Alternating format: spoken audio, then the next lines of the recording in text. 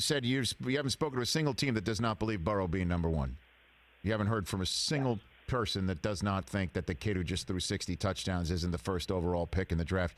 Obviously the combine, his statements at the combine, as well as what's going on in the real world, obviously has knocked this story off of what was a huge smoke and maybe potentially fire story in January, and then at the Super Bowl, Burrow not wanting to go to Cincinnati. Is there anything that you're hearing that somehow, some way, that the Bengals do not take Burrow or Burrow forces his way to somewhere else? You got anything on that front? I haven't heard anything to lead me down that path. I mean, the Bengals have spent a lot of, and I think our former colleague, Albert Breer, mentioned this yesterday. The Bengals have maxed out their video time with Joe Burrow. That is definitely true. I mean, they have gone above and beyond the kind of conversations they've had with him, talking about plays and playbooks. And, he's a draft guy, so you can actually discuss everything.